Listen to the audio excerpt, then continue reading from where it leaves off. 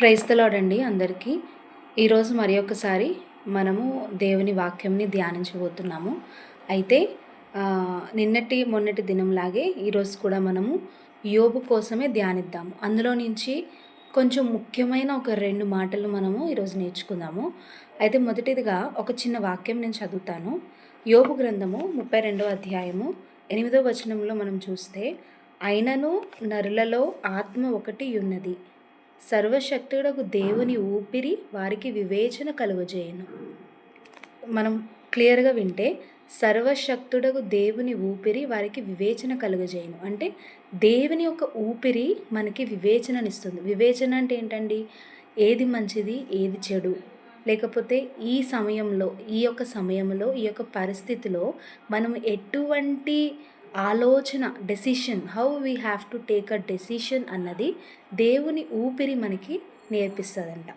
అయితే అసలు ఈ వాక్యం ఎందుకు, ఈ మాటలు ఎందుకు అని అంటే, మనము నిన్నటి మొన్నటి దినమున మాట్లాడుకున్నాము, యోబు పరిస్థితి మాట్లాడుకున్నాము, అసలు ఏంటి అన్నది నేర్చుకున్నాం. అయితే మనం నిన్న మాట్లాడుకున్న విషయంలో యోబు ఒక్కసారి కూడా దేవుణ్ణి దూషించలేదంట. అది నిజమే, దూషించడం అయితే దూషించలేదు. కానీ తను ఉన్న ఆ పరిస్థితిని బట్టి, తను ఫేస్ చేస్తున్న ఆ యొక్క స్ట్రగుల్ ఏదైతే ఉందో దాన్ని బట్టి యోబు అంటున్నాడండి, దేవుని క్వశ్చన్ చేస్తున్నాడు. ఏంటేసయ్యా, నేను న్యాయవంతుణ్ణి, నేను మంచివాడిని, పాపం లేకుండా జీవించిన వాడిని, నేను గ్రుడ్డివారికి కళ్ళై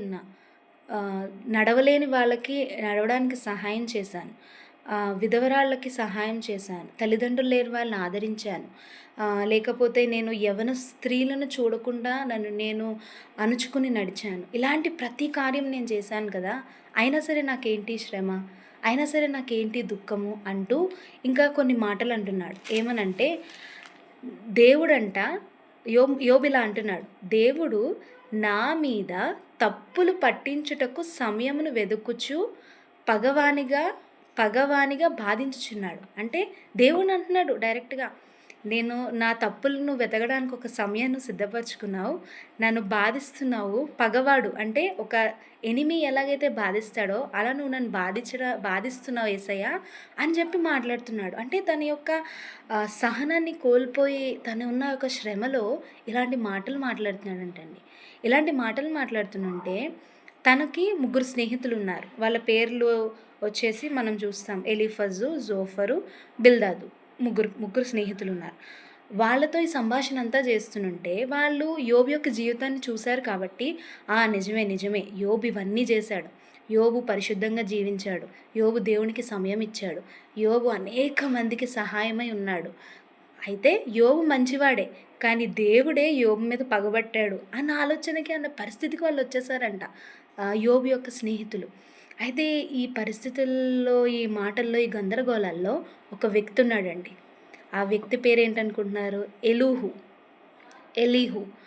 ఆ ఎలీహు అన్న వ్యక్తే ఇక్కడ మాట్లాడుతున్నాడు. మనకి 32వ అధ్యాయంలోకి వచ్చేస్తే 6వ వచనంలో మనం చూస్తే, ఎలీహు అంటాడు, ఏంటి మీరు అసలు ఏం మాట్లాడుతున్నారు? యోబు మాట్లాడిన మాటలకి మీరు యోబుని సపోర్ట్ చేస్తున్నారేంటి? అంటే దేవుడికి వ్యతిరేకంగా మాట్లాడినా మీరు సపోర్ట్ చేస్తారా అని అంటూ నాకైతే ఒక ఆలోచన వచ్చింది. ఏంటి అన్నది నేను మీకు చెప్దాం అనుకుంటున్నా, కానీ నా వయసు చాలా చిన్నది, నా వయసు మీ అందరికంటే చాలా చిన్నది.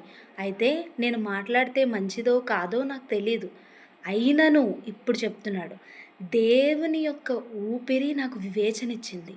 అంటే నువ్వు ముసలివాడైనా, నీకు ఎంతో అనుభవం ఉన్నా, నువ్వు ఎన్నో న్యాయములు తీర్చినా, ఎన్నో పరిస్థితుల్లో నిలబడినా, చిన్నవాళ్ళు ఎవరైతే ఉన్నారో వాళ్ళని దేవుడు వాడుకోవడానికి కూడా సిద్ధంగా ఉంటాడు. నీకు అనుభవం లేదు, లేకపోతే నాకేమీ రాదు, నేనేం మాట్లాడలేను, లేకపోతే నేనేమి చేయలేను అని నువ్వు బాధపడుతున్నావేమో, ఈ వాక్యం దేవుడిని గుర్తు చేస్తున్నాడు. ఏమనంటే, నీ ముందు ఎంత పెద్దవారున్నా, వాళ్ళకి ఎంత ఎక్స్పీరియన్స్ ఉన్నా, వాళ్ళు ఎన్నో సిచ్యువేషన్స్ని, స్ట్రగుల్స్ని చూసి వచ్చినా సరే, నువ్వు చిన్నవాడు అని బాధపడకు. ఎందుకన్నానంటే, దేవుని ఊపిరి నీలో ఉన్నప్పుడు, ఆయన ఊపిరి నీ మీద ఊదినప్పుడు నీవు వివేచన కలిగి కార్యములు చేస్తావు. వివేచన కలిగి మార్గంలను ఎన్నుకుంటావు. వివేచన కలిగి అనేక మందికి ఆయన మాటల్ని బోధించడానికి దేవుడిని నిలబెట్టుకుంటాడు. ఈ వాక్యము దేవుడు నీతో నాతో మాట్లాడుతున్నాడు. సరే, అయితే ఇప్పుడు అదే వివేచనతో అసలు ఆ ఎలీహు ఏమని మాట్లాడాడు ఇప్పుడు మనం చూద్దాం. ఏమని అంటున్నాడు అనంటే, దేవుడు అన్యాయము చేయట అసంభవం. అంటే అసలు దేవుడు అన్యాయం చేయడు. ఎందుకు చేస్తాడు దేవుడు అన్యాయం? ఎందుకు చేస్తాడు? అసలు ఆ అన్యాయము అన్న ట్యాగ్ దేవుడికి లేదంట. న్యాయము చేయి దేవుడు నా దేవుడు అని చెప్పి అక్కడ సాక్ష్యం చెప్తున్నాడు. అంతేకాకుండా అక్కడ తనకి శ్రమ వచ్చింది, ఇబ్బంది వచ్చింది, బాధ వచ్చింది అని చెప్తున్నాడు కదా. దానికోసం మనం చూస్తే మనకి ఇక్కడ 33వ అధ్యాయంలో అండి 14వ వచనంలో యోబు గ్రంథం అండి 33వ అధ్యాయము 14వ వచనంలో దేవుడు స్పష్టంగా చెప్తున్నాడు. ఏంటనంటే మనతో దేవుడు ఒక్కసారి కాదు, 2 సార్లు కాదు, అనేకమైన సార్లు మాట్లాడడానికి ఇష్టపడతాడంటండి.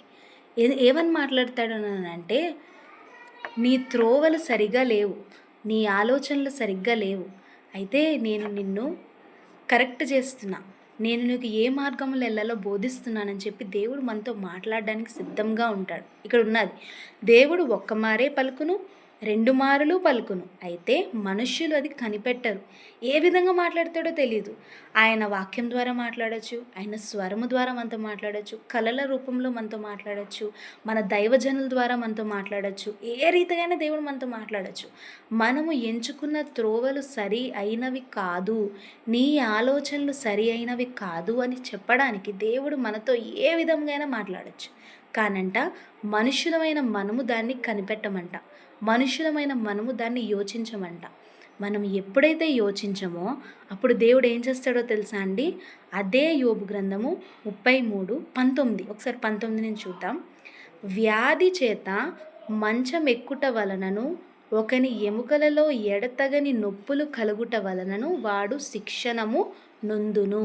అంటే మనకి ఏదో ఒక రోగం ఇస్తాడు వ్యాధి చేత, లేకపోతే మన ఎముకలు నొప్పి పుట్టులాగా మనలో ఏదో ఒక నొప్పిని కలుగజేస్తాడు. దాని ద్వారా మనకి ఏం చేస్తుందంటే శిక్షణము అంటే ఏంటి? Teaching. He is teaching a lesson. He wanted to teach us some lesson. He wanted to correct our ways. Whenever he wanted to correct our ways, he gives struggles in our life. ఇది గుర్తుపెట్టుకోండి. శ్రమలు, వ్యాధులు, నొప్పులు వస్తున్నాయి అని అంటే that is not the trouble that God is causing, that is the test, that is the teaching which God is giving to us. అంతేకాకుండా ఇంకా చదువుదాము. రొట్టెయు రుచిగల ఆహారమును వానికి అసహ్యమగును. అంటే వాడు ఏమైనా తిందాము అని అంటే తినాలనిపించదు, ఏమైనా తాగుదామంటే తాగాలని అనిపించదు. ఇంకా చదువుదాం. వాని శరీర మాంసము క్షీణించిపోయి వికారమగును, బయటకి కనబడకుండిన ఎముకలు పైకి పొడుచుకొచ్చి వచ్చును. వాడు సమాధికి సమీపించును, వాని ప్రాణము సంహారకుల యొద్దకు సమీపించును. ఈ మాటలన్నీ చూస్తుంటే గుర్తుపెట్టుకోండి, ఈరోజు నేను చెప్తున్న ఈ మాటలు దేవుడు మీతో నాతో మాట్లాడుతున్నాడు. ఏంటనంటే నీకొచ్చిన శోధన, నీకొచ్చిన శ్రమ, నీకొచ్చిన కరువు, ఇబ్బంది, లోట్లు, ప్రతి శ్రమ దేవుడు నీ జీవితంలో కలుగజేస్తున్నాడు అని అంటే హీ ఈజ్ టీచింగ్ యూ. ఇదే గుర్తుపెట్టుకోండి. ఆయన నీకు కావాలని శ్రమను ఇవ్వట్లా, కానీ ఆ శ్రమలో నుంచి దేవుడు నీకు నేర్పిస్తున్నాడు, అనుభవాలను నేర్పిస్తున్నాడు. వివేచన చేయి, గ్రహించు. ఆయన నీకు ఏమి బోధించాలని ఆలోచన కలిగి ఉన్నాడో దాన్ని నువ్వు గ్రహించి ముందుకు నడవగలిగితే రెండంతల దీవెన దేవుడు నీకు ఇవ్వడానికి సిద్ధంగా ఉన్నాడు. యోబు వలె ఏంటి యేసయ్యా, ఈ సమస్య నాకే ఏంటి, ఈ ఇబ్బంది నాకే ఏంటి, ఎందుకు నాకే వస్తుంది అన్న మాటలు పక్కన పెట్టి what you wanted to teach me Jesus, ఈ సమస్య ద్వారా నువ్వు నాకు ఏమి బోధించాలని ఉద్దేశం కలిగి ఉన్నావని దేవుడిని అడగండి. దేవుడు నీతో స్పష్టంగా మాట్లాడడానికి సిద్ధంగా ఉన్నాడు.